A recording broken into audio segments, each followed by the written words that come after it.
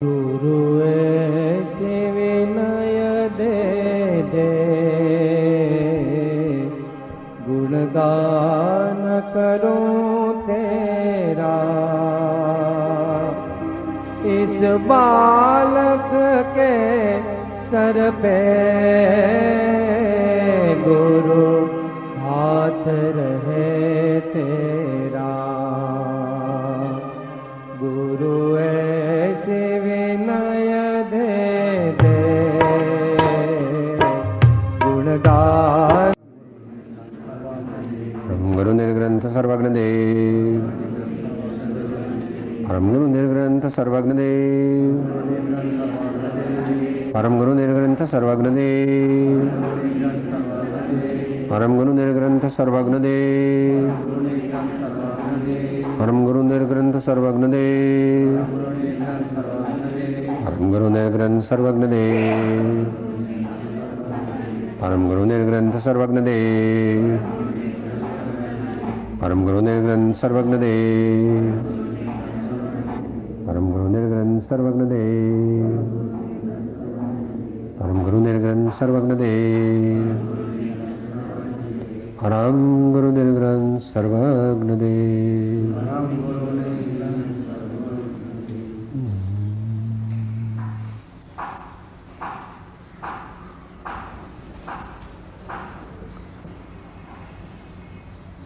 अज्ञानतिमिरान्धानां ज्ञानाञ्जनशलाकया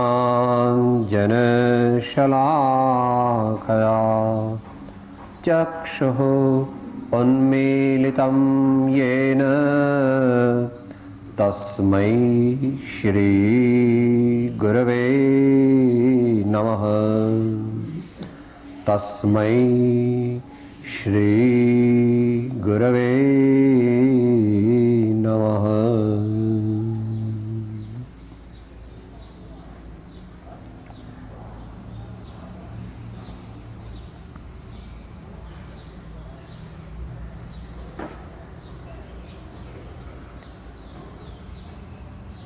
स्वाध्याय में गुरु महात्म्य का विषय जो चल रहा है, साधना और गुरु, इस विषय के बारे में विचारणा चल रही है। इसमें कुछ दृष्टांत देकर के आध्यात्मिक साधना में गुरु की क्या आवश्यकता है या आवश्यकता है कि नहीं है, इसके बारे में आगे बताते हैं। पृष्ठ संख्या है 174।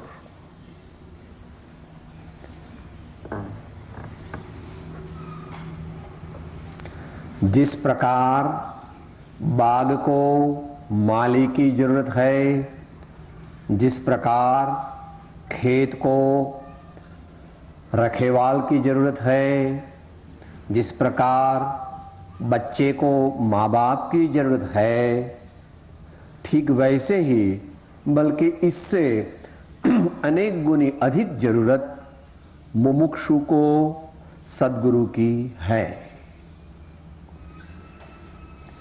तत्वतः विचार किया जाए तो मुमुक्षुता उत्पन्न होने में, अर्थात मोक्ष मार्ग के प्रति प्रेम प्रकट होने में मनुष्य को प्रायः किसी न किसी सत्पुरुष का समागम ही उत्तम निमित्त भूत बनता है।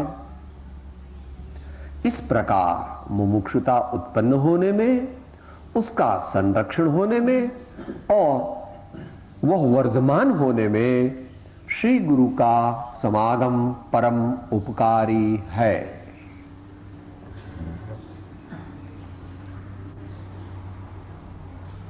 साधना मार्ग में गुरु की क्या आवश्यकता है, कैसे आवश्यकता है, उसको कुछ दृष्टांतों के द्वारा हमें समझाते हैं। क्या कहते हैं? बाग होता है, बाग में अनेक फूल होते हैं, अनेक पौधे होते हैं, अनेक प्रकार के डेकोरेटिव प्लांट्स होते हैं, लॉन भी होती है। इन सब चीजों की देखभाल रखने के लिए उस बाग को माली की जरूरत है, जो प्रतिदिन सुबह से शाम तक वहां जाकर के देखता है कि मेरे फूल, मेरे पौधे बराबर खिल रहे हैं कि नहीं। अगर माली न होवे तो बाहर के कोई पशु आदि आकर के उस बाग को नुकसान भी पहुंचा सकता है। अगर माली न हो तो उस पौधे को समय पर पानी नहीं मिलेगा, और पानी नहीं मिलेगा तो वे मुरझा जाएंगे। इस प्रकार बाग को अच्छा बनाने के लिए, हरा भरा बनाने के लिए, फूल फल वाला बनाने के लिए माली की आवश्यकता है। उसी प्रकार साधक के जीवन में शांति,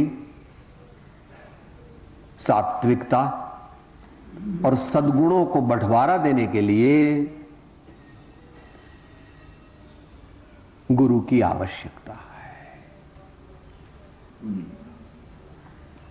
शिष्य की सही देखभाल गुरु ही करते हैं, क्योंकि शिष्य बच्चे के जैसा है, उसको कुछ मालूम नहीं, इसलिए आगे उसका दृष्टांत देंगे।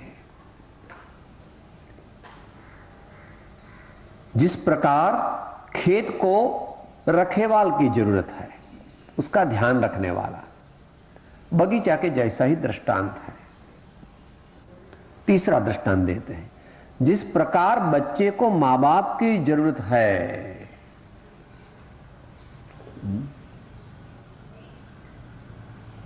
प्रसिद्ध सामाजिक बात सबको मालूम है। किसी बच्चे को अगर 2-3 साल का होवे और उसके मां बाप गुजर जावे तो उसको क्या कहते हैं? अनाथ कहते हैं। क्या कहते हैं? अनाथ कहते हैं। उसके जीवन को आगे जाने में, उसकी तरक्की होने में काफी दिक्कत होती है। हालांकि उसके चाचा चाची, उसके दूसरे कोई भाई बहन उसको बड़ा तो करते हैं, मगर मां बाप जिस प्रकार उसको शिक्षण संस्कार देकर के डगर डगर में उसकी संभाल लेंगे, वैसा और कोई नहीं ले सकता है। इसलिए जैसे बच्चे को मां बाप के सानिध्य में, मां बाप के प्रेम में और मां बाप की देखभाल में अच्छा शिक्षण मिलता है, अच्छा संस्कार मिलता है, अच्छे सब तरह से उसके जीवन की तरक्की होती है, वैसे ही शिष्य की तरक्की भी सत्पुरुष के सानिध्य में जैसी होती है, वैसी सामान्य रूप से नहीं हो सकती। यहां मुख्य मार्ग की बात हो रही। अपवाद मार्ग भी है। 2 प्रकार के मार्ग बताए हैं। एक उत्सर्ग मायना the path of the common man, the common path, और एक अपवाद मार्ग है, द पाथ ऑफ एक्सेप्शन। वो किसी को कभी लागू पड़ता है, मगर सबको लागू पड़ता। सबको क्या लागू पड़ता है? हाईवे, मेन रोड, कहीं जाना है तो आप क्या कहते हैं? भैया हमको छोटा मार्ग मत बताओ, छोटे रास्ते से, छोटी गली से हमको गुजरना नहीं, हमको बड़ा रास्ता बताओ, भले 4 किलोमीटर का चक्कर पड़े, मगर हमको अच्छा रास्ता बताओ, ऐसा रास्ता बताओ जिसमें आसानी से हम पहुंच जाए। बड़े थोड़ा लंबा हो तो वांधा नहीं। तो राजमार्ग क्या है? साधना में आगे बढ़ने के लिए जिन्होंने साधना सिद्ध की है, ऐसे महापुरुषों के सानिध्य में रहना, और अगर नहीं रह सके तो बार बार उनका समागम करके योग्य मार्गदर्शन प्राप्त करना।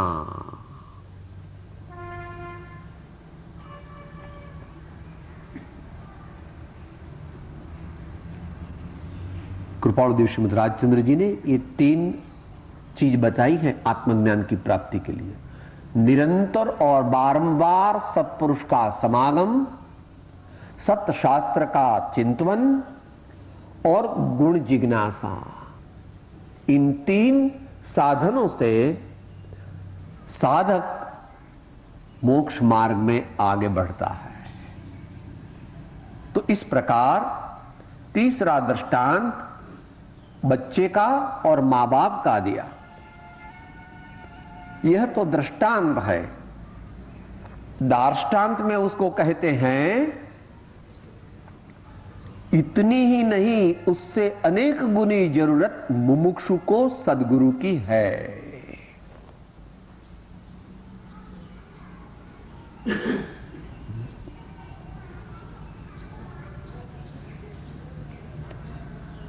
सब शास्त्रों में, सब महापुरुषों की जीवन में हम देखते हैं कि सद्गुरु, मार्गदर्शक गुरु, राह पर लाने वाला गुरु, बार बार उसकी चूक हो जाती है उसको सावधान करने वाला गुरु, प्रायश्चित देने वाला गुरु, ऐसा गुरु की आवश्यकता हर कदम पर साधक को पड़ती ही है। इसलिए कहते हैं कि इन सब से अनेक गुनी जरूरत मुमुक्षु को सत्पुरुष की, सद्गुरु की है। तत्वतः विचार किया जाए तो मुमुक्षुता उत्पन्न होने में, अर्थात परमार्थ मार्ग के प्रति प्रेम प्रकट होने में मनुष्य को प्रायः किसी न किसी सत्पुरुष का समागम ही निमित्त भूत बनता है।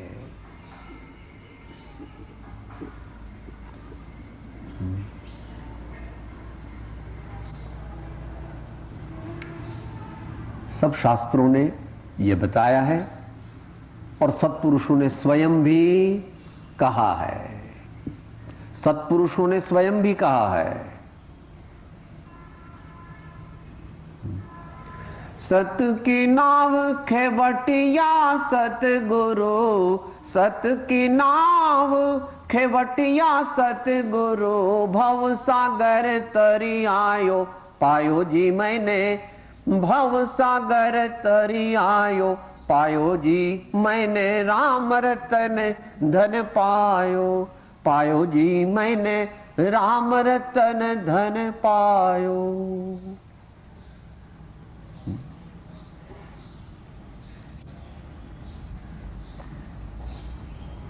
कल बात हो गई थी, आत्मा और परमात्मा अलग रहे बहुकाल, सुंदर मेला कर दिया सदगुरु मिला लला।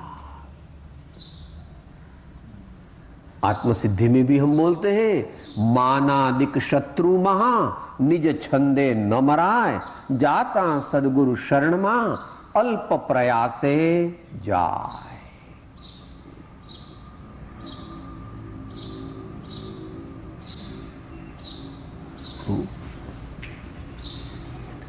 मनुष्य सत्य की ओर कब मुड़ता है? समस्त जगत मोह के वशीभूत होकर के अपनी अपनी चाल में चल रहा है। मोह रूपी मदिरा पी करके समस्त जगत मत्त है।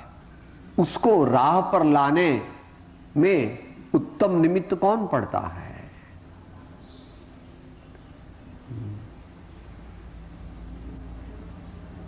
वो भी कल बात हो गई थी। शंकराचार्य जी महाराज ने जो 3 चीज बताई, मनुष्यत्वम, मुमुक्षुत्वम, महापुरुष संश्रयः।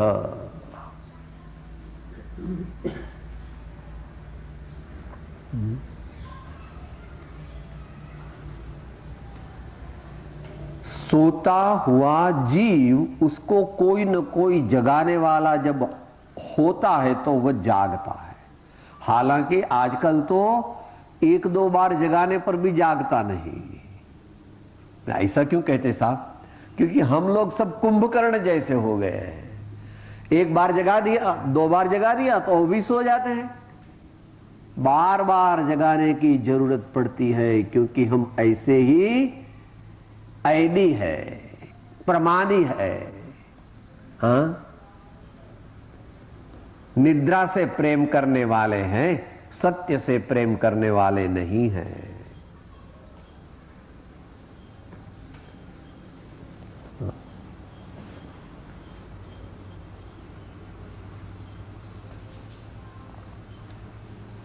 बहुत पुण्य का जब उदय होता है, महत पुण्य का जब उदय होता है, तो सत्पुरुष का समागम होता है। इससे ज्यादा पुण्य का उदय होवे तो सत्पुरुष की पहचान होती है, और उससे भी महत पुण्य का उदय होवे तो सत्पुरुष के सानिध्य में रह करके उनकी विनय उपासना करते हुए अपने आत्मा की उपासना करने का सौभाग्य प्राप्त होता है। ऐसा विरला ही होता है। कुछ दृष्टांत है, कल दिए थे। विवेकानंद जी को रामकृष्ण का समागम हुआ। वो पहले तो अपने भाई बहनों के लिए किताबें मांगने के लिए गए थे, वो कोई आत्मकल्याण के लिए नहीं गए थे। मगर क्रमशः क्रमशः क्रमशः उनका भवितव्य भी अच्छा, तो आगे बात बन गई। लघुराज स्वामी और श्रीमद राजचंद्र, इन दोनों का समागम होने की संभावना नहीं थी। क्यों नहीं थी? एक तो बंबई में और दूसरे खंभात में। एक तो व्यापार और गृहस्थी में और दूसरा जैन साधु के रूप में। एकदम समागम होना मुश्किल था। मगर जिसकी जिज्ञासा सच्ची होती है उसको मार्ग मिल जाता है। जिसकी जिज्ञासा सच्ची होती है उसको मार्ग मिल जाता है। यह बात तो प्रसिद्ध है। Where there is a will, there is a way. Where there is a will, there is a way. हिम्मत मर्दा तो मददे खुदा। गुजराती में क्या कहावत है? मन होय तो माळवे जवाय।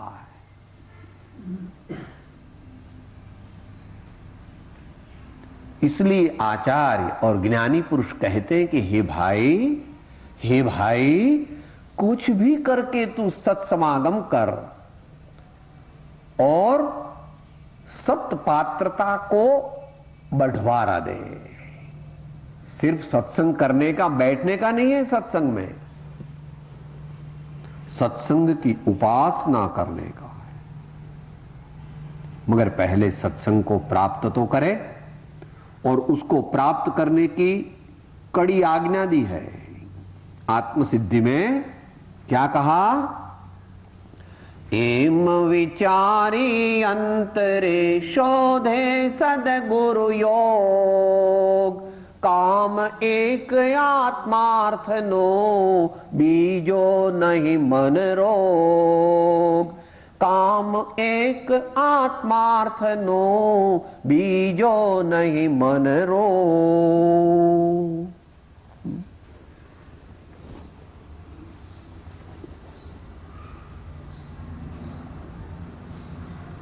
सच्चा मुमुक्षु होता है, उसको कहीं अच्छा नहीं लगता। घर में, बाजार में, खाते वक्त, सोते वक्त, सब समय उसको क्या दिखता है? उसको गुरु ही नजर के समक्ष दिखते हैं। वो दृष्टांत है चोर का। बड़ा बाहरवटिया कहते हैं गुजराती में, बड़ा डाकू था।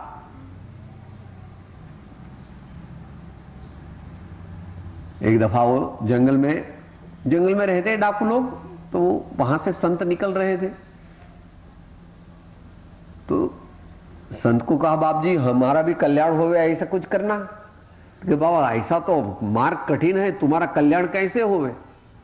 तो बोला, हम आप कहेंगे वैसा मैं करूंगा। ऐसे तो मैं बुरा आदमी हूं, मगर जो निश्चय कर लेता हूं मरने पर छोड़ता नहीं। बोला, अच्छा तो तुम ऐसा करो, ऐसी प्रतिज्ञा करो कि जब मैं देखूं, मैं जब तुमको दिखूं, तब तुम्हें पाप करना नहीं, कोई बड़ा पाप करना नहीं। तो वो डाकू क्या समझा, अरे ये बाबा तो अभी चला जाएगा, मुझे कहां जिंदगी में दोबारा मिलने वाला है, ले लो प्रतिज्ञा। उसने तो प्रतिज्ञा ले ली कि जब तुम्हारा दर्शन होगा तो मैं पाप करूंगा नहीं। ऐसा करके वो तो प्रतिज्ञा ले ली, वो तो चला गया। तो सब व्यसन वाला था वो तो शाम को शराब पीने को गया। तो शराब घर में गया तो वो शराब की प्याली होती है, वो रोजाना कायमी ग्राहक था वो तो उसने तो शराब दी। जैसा वो पीने को गया तो उसको उस संत का दर्शन उस शराब की प्याली में हो गया, क्योंकि उसके चित्त में बस गया था। इसको कहते दृढ़ प्रतिज्ञा। दृढ़ प्रतिज्ञा जिसकी होती है उसको सब सिद्धि हो सकती है, मगर प्रतिज्ञा दृढ़ भी हो और सम्यक भी हो। मगर दृढ़ प्रतिज्ञा होने से क्रमशः क्रमशः क्रमशः काम की सिद्धि होती है। उसने वो शराब की प्याली फेंक दी, बोला दूसरी लाओ, इसमें तो कचरा है। दूसरी दी तो वो भी फेंक दी, बोला बाटली लाओ, हम हमारे हाथ से निकालेगा। फिर उसने अपने हाथ से निकाल कर जैसे इधर लाया तो वहां उसको वो संत की मुद्रा दिखने लगी, बस समाप्त हो गया। आज से कभी भी मैं ऐसा पाप करूंगा नहीं। इसलिए महापुरुषों के वचन जो हम बोलते, अहो सतपुरुष के वचनामृत मुद्रा अरु सत समागम, तीनों में से कोई भी एक चीज बराबर पकड़ लेवे तो भी उसका कल्याण हो सकता है। इसलिए हम जैसे भूले भटके मनुष्यों के लिए सत्पुरुष ही सन्मार्ग पर लाने में परम उपकारी होते हैं। तो कहते हैं तत्वतः देखा जाए, तत्वतः विचार किया जाए तो मुमुक्षुता उत्पन्न होने में अर्थात परमार्थ मार्ग में प्रेम प्रकट होने में मनुष्य को प्रायः किसी न किसी सत्पुरुष का समागम ही निमित्त भूत बनता है।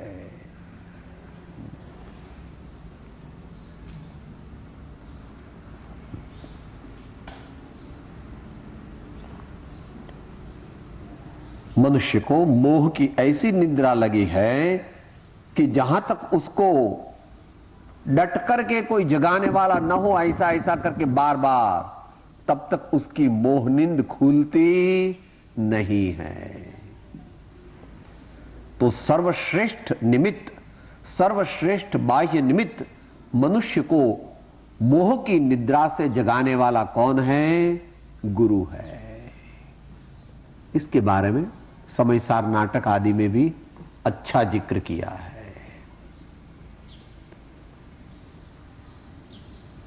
अपने गुजराती में, हिंदी में अनेक पद में अपने को जगाने वाला गुरु मिल गया और वो जग गया तो फिर उसका काम हो जाता है। दोनों करना चाहिए।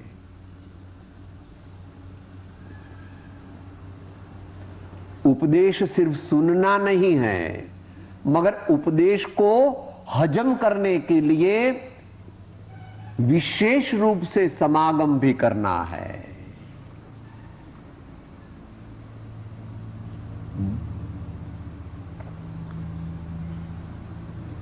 कवि तो थोड़े में बता देते हैं, कवि तो कल्पना में तो क्या कह देते हैं, एनु स्वप्ने जो दर्शन पामे रे, एनु मन न चढ़े बीजे भामे रे, थाये सदगुरु नोलेश प्रसंग रे, एने नगमे संसारी नो संग रे।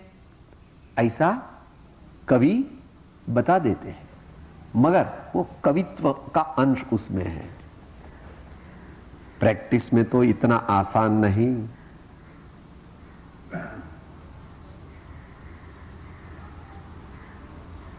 बार बार जागृति रखनी पड़ती है, बार बार अपने अहम को मिटाना पड़ता है, बार बार प्रमाद को छोड़ना पड़ता है, बार बार परमात्मा या शुद्धात्म तत्व का अनुसंधान करना पड़ता है, दुर्गुणों को छोड़ करके प्रचंड पुरुषार्थ करना पड़ता है।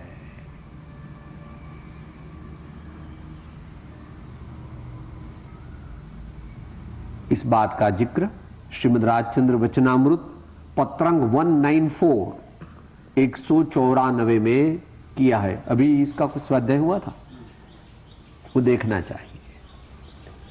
इसी की कोरोलरी,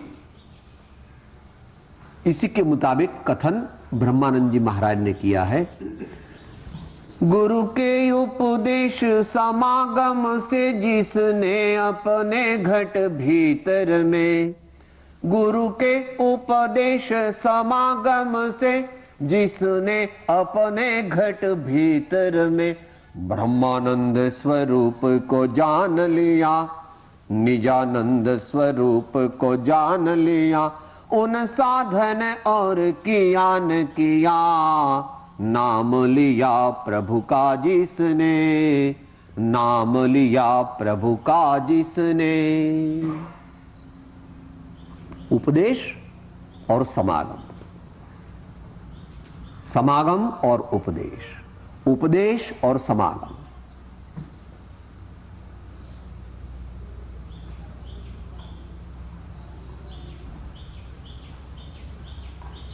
दुनिया की कोई विद्या सीखनी है तो भी समय लगता है। आपका लड़का बड़ा वकील हो गया या डॉक्टर हो गया या इंजीनियर हो गया या बड़ा प्रोफेसर हो गया तो भी उसको काफी समय तक पुरुषार्थ करना पड़ा, मेहनत करनी पड़ी, तब वो बड़ा आदमी हुआ।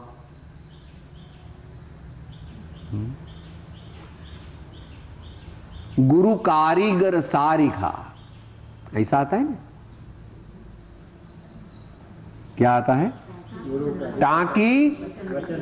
टांकी वचन विचार, पत्थर से प्रतिमा करे पूजा लहे अपार। जब उसको इस प्रकार करता है तो उसको दर्द तो बहुत होता है।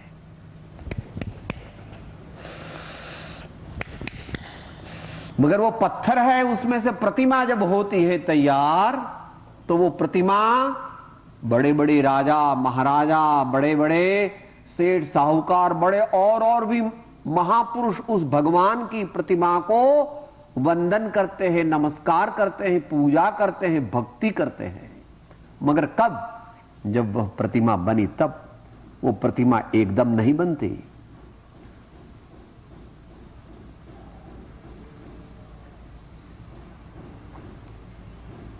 तो महात्मा कबीरदास जी का दोहरा भी जो आया है कि गुरु कैसे हैं, ऊपर से तो बहुत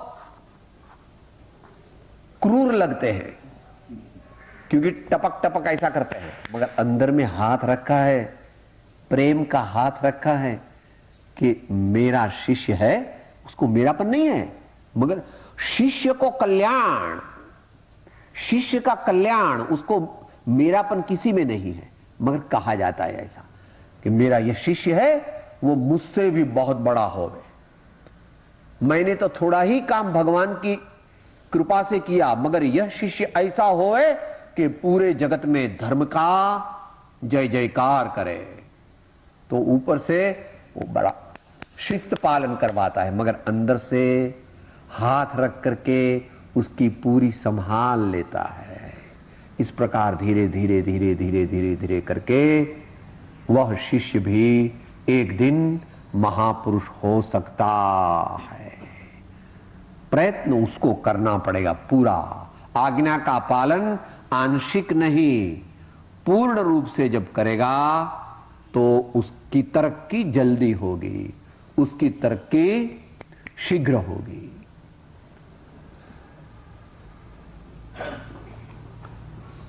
इस प्रकार मुमुक्षुता उत्पन्न होने में, उसका संरक्षण होने में और वह वर्धमान होने में श्री गुरु का समागम परम उपकारक है। तीनों चीज बताई। सबसे पहले तो मनुष्य को मोक्ष मार्ग की ओर उसकी दृष्टि संत ले जाते हैं कि भाई तू जो कर रहा है, तू जैसा जीवन जी रहा है वह तो पशु जीवन है।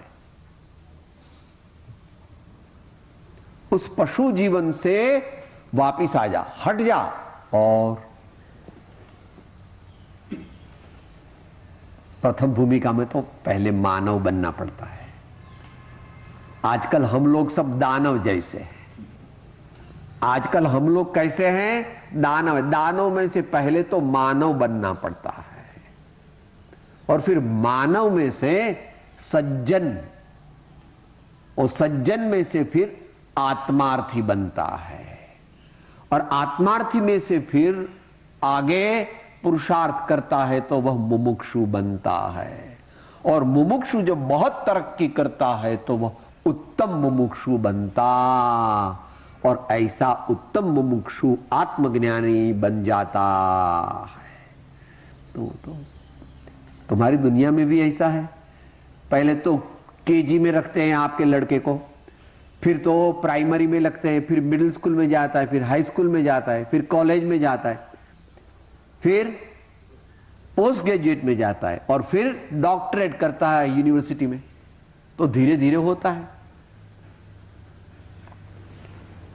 तो सबसे पहला है मुमुक्षुता उत्पन्न होना।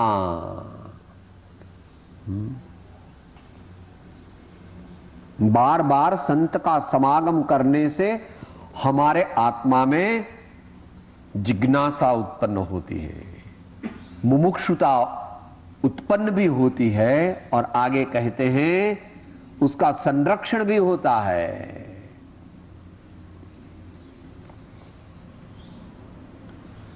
प्रारंभिक भूमिका में मनुष्य जब सत्संग करता है, थोड़ा सत्संग किया, फिर वो अपने रूटीन लाइफ में चला जाता है, हाँ? तो क्या होता है? वहां जाकर के सब भूल जाता है। खाना पीना, व्यापार धंधा, नौकरी, कुटुंब, खेती, फिर उसको वहां पर कोई याद दिलाने वाला नहीं है कि अरे भाई तू तो जिज्ञासु है, तुझे तो भगवान के मार्ग में चलना है। इस प्रकार याद दिलाने वाला बार बार चाहिए ऐसा। इसलिए ऐसा कहा जाता है कि भरत चक्रवर्ती बड़ा घंट रखते थे। हालांकि वे तो बहुत बड़े महापुरुष थे, वो तो बहुत बड़े महापुरुष थे, फिर भी अपने को बार बार जगाने के लिए कुछ न कुछ इंतजाम करते थे। तो मुमुक्षुता प्राप्त करना, मुमुक्षुता को वर्धमान करना, मायना मुमुक्षुता बढ़ाना। और आगे क्या कहते हैं कि कोई असत्संग, असत प्रसंग, स्वच्छंद विषयादि की लोलुपता हमारे में न आ जावे, इसके लिए उसका गार्ड भी रखना। आपका बड़ा बंगला है तो कितने रखे हैं? गुरखा रखा है ना, 2-3 गुरखे रखे हैं। बेंगलोर अहमदाबाद में ज्यादा होता है, बंबई में भी तुम्हारे फ्लैट का होता है नीचे। अहमदाबाद बेंगलोर में जो बंगला की व्यवस्था है वहां 2 चौकीदार रखता है, और आजकल तो उससे आगे हो गया, बंगले के बदले में बॉडीगार्ड हो गया। तथाकथित महापुरुषों को बॉडीगार्ड 2-3 साथ में रहते हैं, थोड़े तो ड्रेस में होते हैं और थोड़े तो सादे ड्रेस में रहते हैं, किसी को मालूम भी नहीं पड़ता कि ये उसका बॉडीगार्ड है। हमारे को आत्म गार्ड रखना पड़ेगा, हमारे को आत्मा का गार्ड रखना पड़ेगा, मगर वो गार्ड नहीं है, वो हमारा पूज्य है। गार्ड तो नौकर होता है और ये तो हमारे सेठ है, ये तो हमारे सेठ है। सेठ क्या?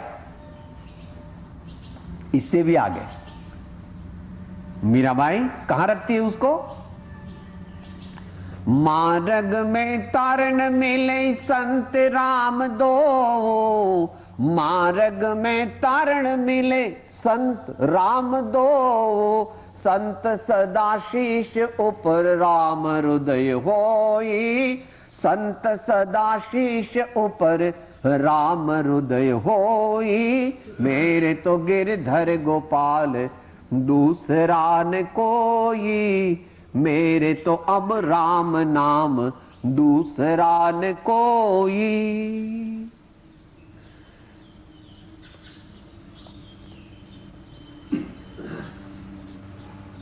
वर्तमान 30-40 साल में हमारे देश में जो विकृतियां आई है, उसमें सबसे बड़ी विकृति ये है कि हमारे जीवन में से प्रेम नष्ट हो गया और स्वार्थ रह गया। हालांकि धर्म की बात नहीं कर रहा, पूरा समाज जीवन जो है उसमें प्रेम नष्ट हो गया और स्वार्थ रह गया।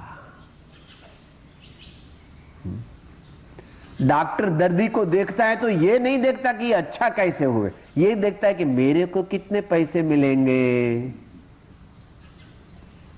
वकील भी यही करता है और शिक्षक भी विद्यार्थी को सिखाता है तो ये मेरा ट्यूशन रखेगा कि नहीं रखेगा, इसकी दृष्टि ये रहती है। हालांकि तनख्वाह ले रहा है, उसको पगार तो मिल रही है सिखाने के लिए, मगर उसको और भी स्वार्थ बड़ा हो गया। इसलिए प्रेम सब जगह से नष्ट हो गया, वैसे आध्यात्मिक क्षेत्र में भी कम हो गया। परमात्मा और सद्गुरु, इनके प्रति हमारे संस्कृति में जो आदर था वह कम होता जा रहा है। हालांकि उसमें एक तरफी दोष नहीं है, संतों का भी दोष है, हम कबूल करते हैं। संत भी ऐसे निकले जो संत नहीं है, उनमें संतत्व नहीं है। ऐसे संत सिर्फ बाहर से संत का दिखावा करते हैं, मगर अंदर में तो कुछ नहीं है। फिर भी इन जनरल सामान्य रूप से अगर लेवे तो यह बड़े सामाजिक अवनति की बात है। मां बाप भी अपने बच्चों से प्रेम नहीं करते। दूसरी बात तो क्या, नौकर रखो, नौकर बच्चों को संभालेगा, हमको टाइम नहीं है बच्चे के साथ बोलने का, बच्चे को सिखाने का, हमको टाइम, सब नौकर। हाँ, बच्चा भी नौकर जैसा ही होगा, सीधी बात है। जिसको जैसा संग होगा वैसा रंग उसके जीवन पर चढ़ेगा।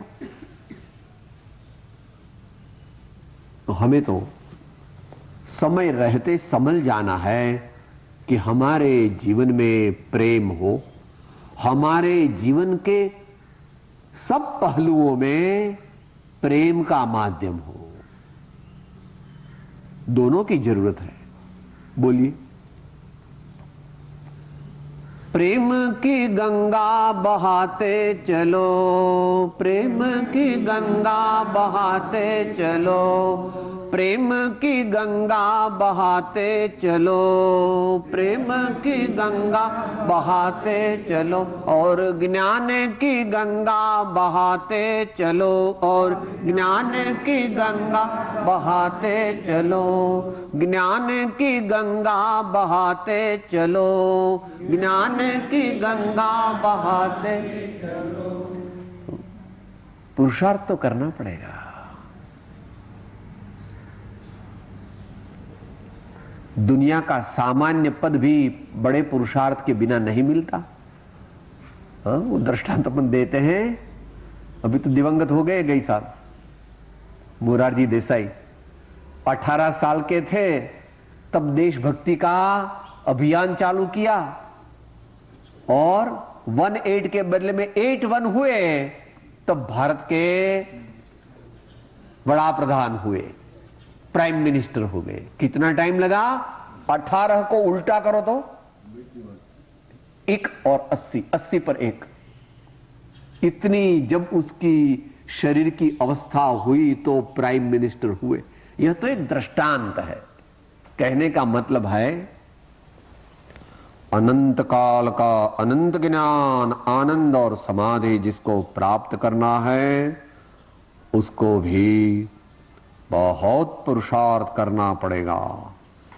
विवेक, वैराग्य, विनय, सहनशीलता, भक्ति, नियमित रूप से विचारों की और आचार की निर्मलता जब प्रगटेगी, तब परमात्म दर्शन होगा, क्योंकि उसके आगे और कुछ नहीं है। जिसको परमात्म दर्शन सही रूप से हो गया, उसका जीवन धन्य बन जाता है।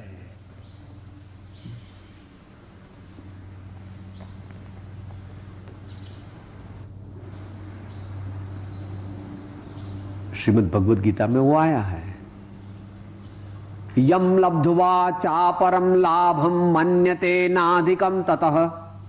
यम लब्ध्वा, जिस आत्म तत्व को प्राप्त करके, यम लब्ध्वा चापरम लाभम, इससे अधिक दूसरा कोई लाभ, यम लब्ध्वा चापरम लाभ मन्यते नाधिकम ततः, जिसका परमात्मा से सच्चा प्रेम बन जाता है, फिर और आगे उसको कोई चाह रहती नहीं। सब सही समझ आ गई, वो अपने ही स्वरूप में, अपने शुद्ध परमात्म परब्रह्म में समाहित हो गया।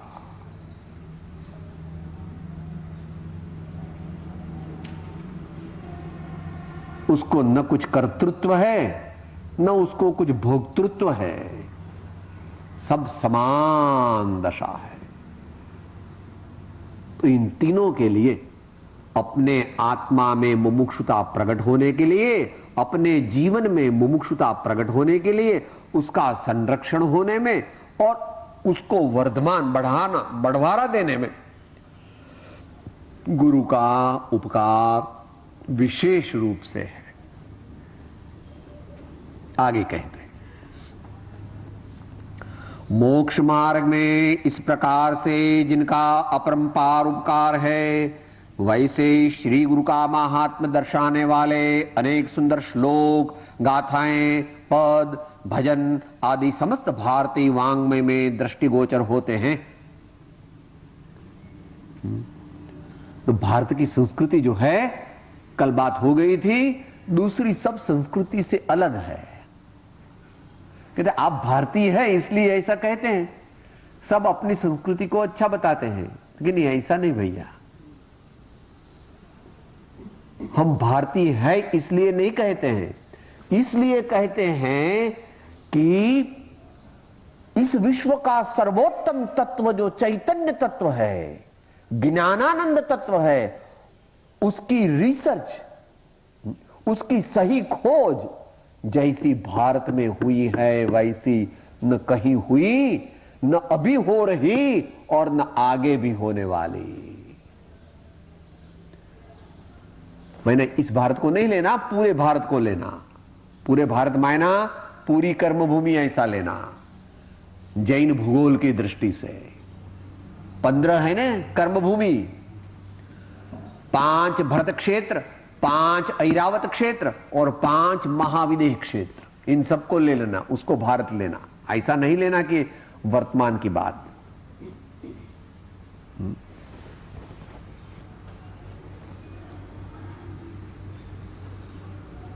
मैक्स मुलर करके एक बड़ा वेस्टर्न लिटरेरी जायंट हुआ है, बड़ा साहित्यकार हुआ है, मैक्स मुलर करके।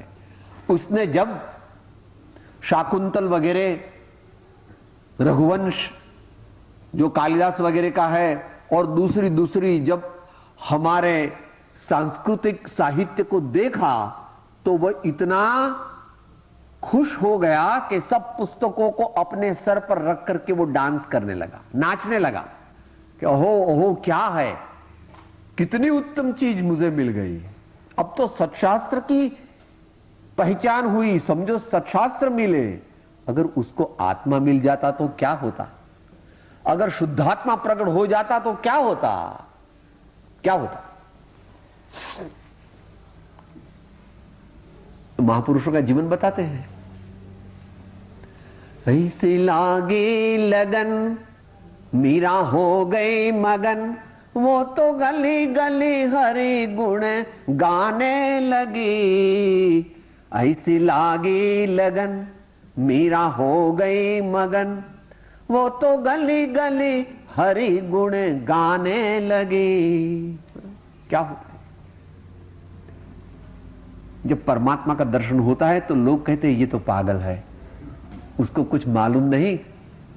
हाँ, ऐसे बड़े बड़े बंगले, बड़ी मोटर, ऐसे बड़े बड़े टीवी, देखो हमारे कैसा अच्छा खाना, रोजाना लड्डू मेवा मिठाई हम तो खाते हैं, नए नए कपड़े पहनते हैं, देखो। और ये बेचारे को कुछ नहीं, देखो रोटी दाल खाने का, और उसको तो हमारे जैसा मजा नहीं है। दुनिया के लोग जगत के पदार्थ में आनंद को खोजते हैं जहां है ही नहीं। भारतीय वाङ्मय बताता है कि आनंद कहां है।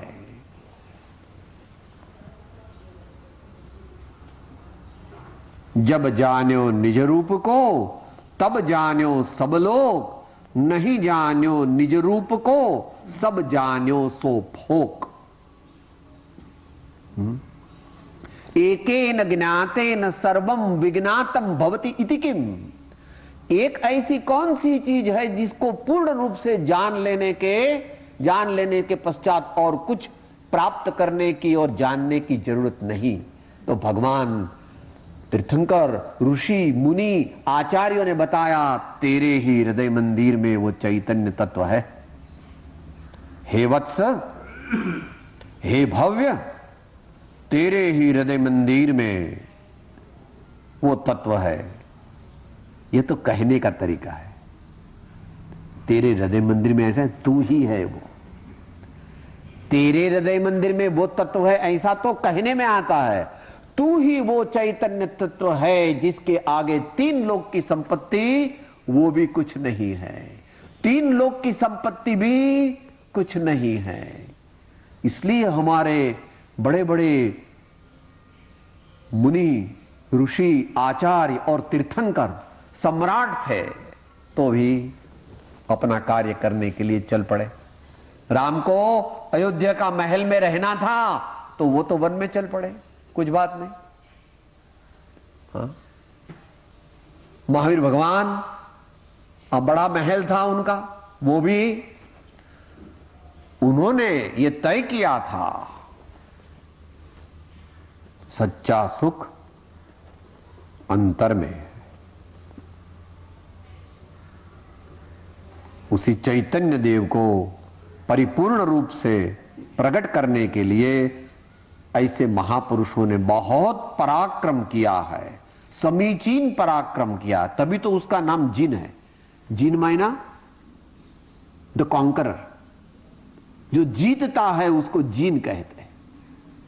He who conquers, he who is victorious, जो जय करता है, विजय करता है, उसको जिन कहते, जीतने वाला।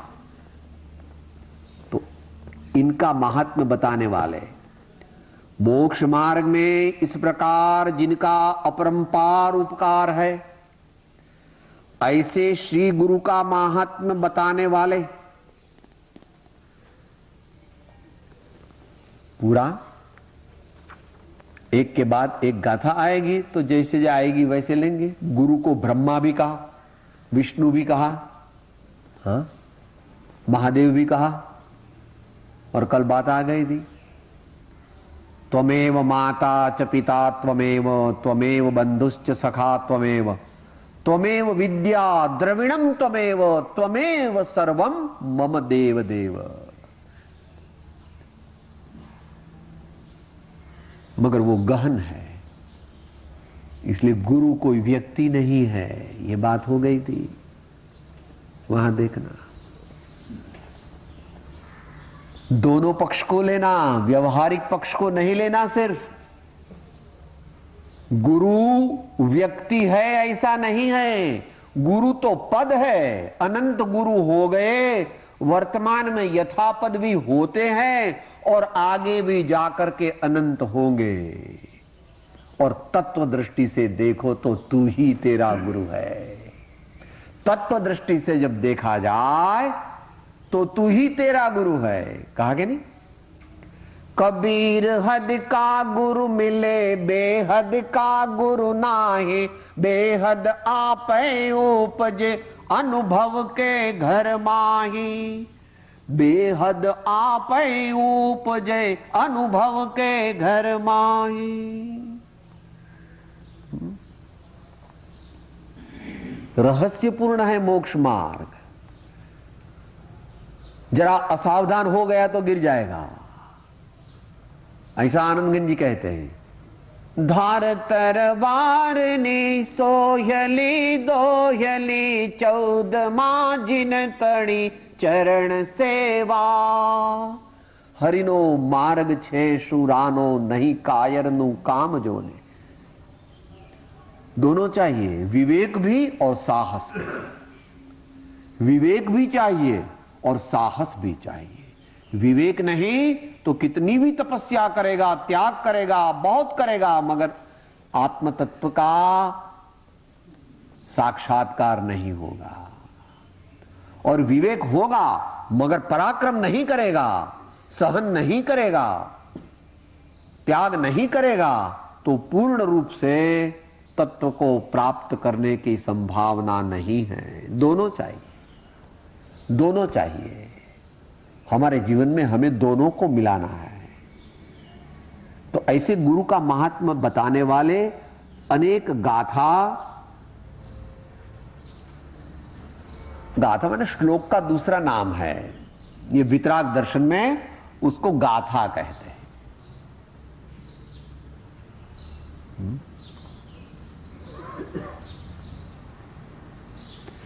गेय रूपेण स्थास्यति इति गाथा। गेय रूपेण स्थास्यति,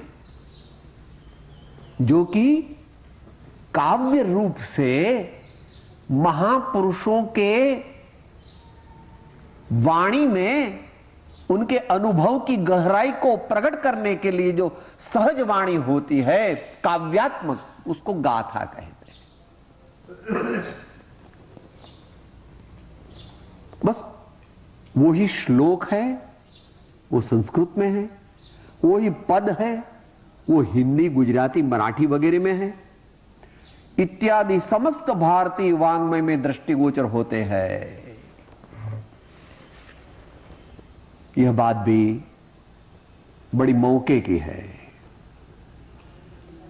आजकल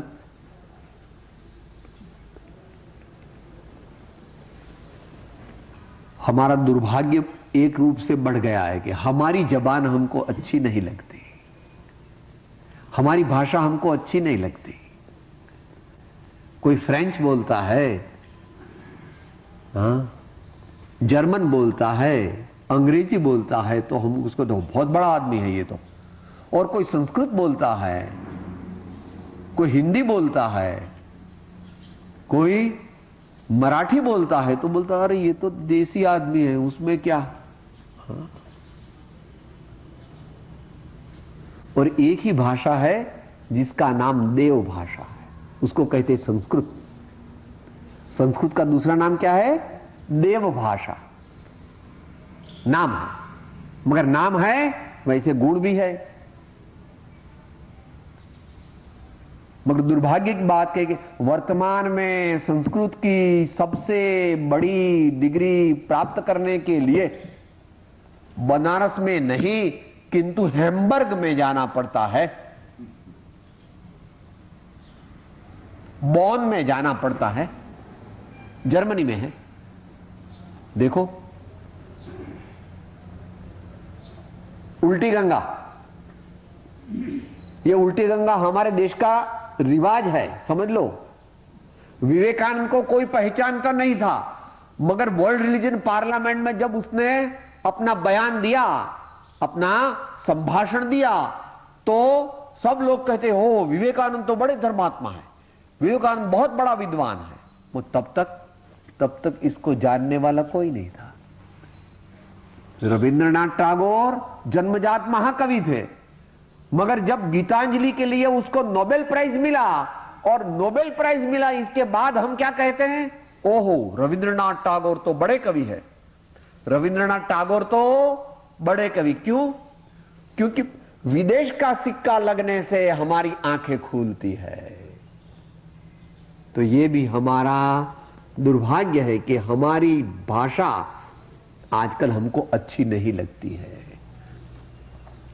अंग्रेजी का मेरे को कोई विरोध नहीं है, अंग्रेजी पढ़ना चाहिए, क्योंकि वो भी इंटरनेशनल लैंग्वेज है।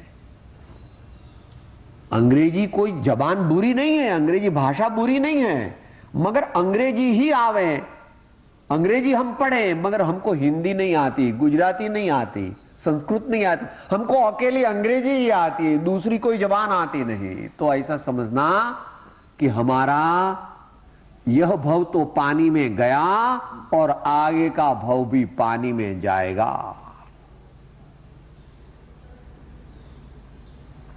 किसी देश की संस्कृति को नष्ट करना है तो उसको नष्ट करने की जरूरत नहीं, उसकी भाषा को नष्ट कर दो तो स्वयं संस्कृति नष्ट हो जाएगी। और यह न होवे, इसके लिए मुझे और आपको कुछ न कुछ योग्य प्रयत्न करना चाहिए। भविष्य तो जो होगा सो होगा, वो हमारे हाथ में नहीं, मगर जिस प्रकार हम कुटुंब का रक्षण करते हैं, जिस प्रकार हम देश का रक्षण करते हैं, वैसे हमारी संस्कृति का भी रक्षण करना हमारा कर्तव्य है। इसलिए यहां पर कहा कि सद्गुरु सत्पुरुष का महात्म्य बताने वाले अनेक पद, अनेक गाथाएं, अनेक मंत्र समस्त भारतीय भाषाओं में है, संस्कृत में भी है, हिंदी में भी है, और में भी है। इसको इसमें से कुछ पदों का इधर संकलन करके आगे बताएंगे तो हमें याद रहे कि हमारे जीवन में हमें अपने जीवन को भी संस्कारित करना है, अपने आत्मा को भी संस्कारित करना है, अपने शरीर को स्वस्थ रखना है, अपने कुटुंब को शारीरिक, आर्थिक, सांस्कारिक, नैतिक और आध्यात्मिक सब दृष्टि से सुरक्षित रखना है, और आगे जाकर के समाज भी अच्छा होगा। Society is a collection of individuals, society is a collection of individuals and families. अगर हम सुधरे तो समाज सुधरेगा, हम हमारे जीवन को सुधारे, महापुरुषों के रास्ते पर हम चले और स्व पर कल्याण के मार्ग में आगे बढ़े, यही प्रभु से प्रार्थना करके अंतिम चलेंगे चरण में। देह छतां जेनी दशा वरते देहाते, ते ज्ञानी ना चरण मां हो वंदन यग। सद्गुरु देव परम कृपाणु देव, त्रिलोकनाथ की जय, सब संतन की जय, आनंद घन ओम। एक मिनट परमात्मा का स्मरण करेंगे। स्थिर आसन, आंखें बंद, कुछ करना नहीं, शरीर को शिथिल छोड़ देना। हृदय मंदिर में परमात्मा का चिंतन करें, सद्गुरु का चिंतन करें, आत्म ज्योति का चिंतन करें।